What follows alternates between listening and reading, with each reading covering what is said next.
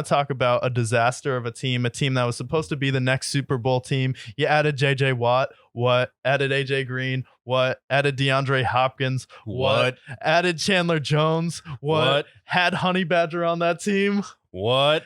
And then you had, that coach. I mean, the guy...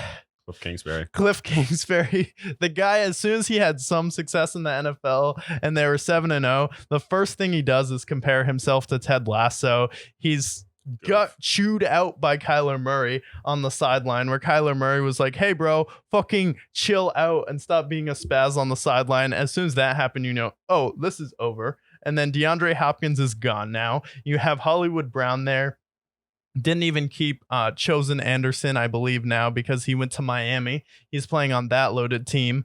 So with Arizona, this was a team that was supposed to be the next super team. And this is why the fall off is so massive, because they went, okay, we made it with Carson Palmer. We're able to retool. We're 7-0. And then AJ Green can't find a ball on Thursday Night Football, and we lose to the Packers, and then it kind of just all unravels from there. And then Kyler Murray, supposed to be the next Super Bowl star quarterback, and then I start to see some signs where I'm like, he kind of has the mentality of Jay Cutler.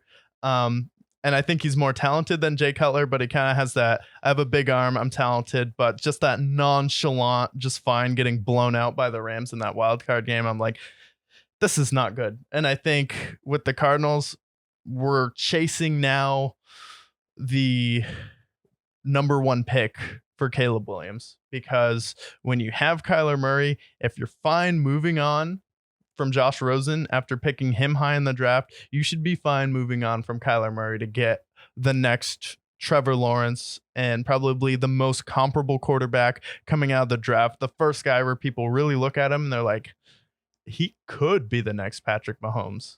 Yeah, 100%. And like this offseason was just gutting their roster. Kyler's going to miss probably the entire season.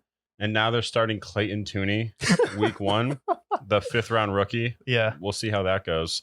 This is a team, yeah, you mentioned, like, they should be horrible, and they're going to probably continue to make their roster worse and worse so that they can get Caleb Williams, because they have the Texans pick. And the Texans pick could end up being Marvin Harrison Jr. potentially. Yeah. Or maybe it's somebody on the defensive side, because God, they need that too. Yeah. So yeah, this is a roster. And then not only that, they fired Cliff Kingsbury. He moved to Taiwan. And now they hired Jonathan Gannon, who we've seen clips so far, and he looks like an absolute knucklehead, and not in a good way. Knucklehead is in like Murph from Impractical Jokers. His punishment for being the biggest loser is coaching the Cardinals. Whatever. You couldn't stop Juju, so they're like, all right, you get to coach the Cardinals. To each their own, I guess. So now he's going to coach the Cardinals, and what's going to probably could be the worst roster and probably the worst team we've seen since insert 2010 Browns teams, insert 08 Lions, insert whoever you want to insert there. The Colts without Peyton Manning that one year. It's going to be ugly, 100%.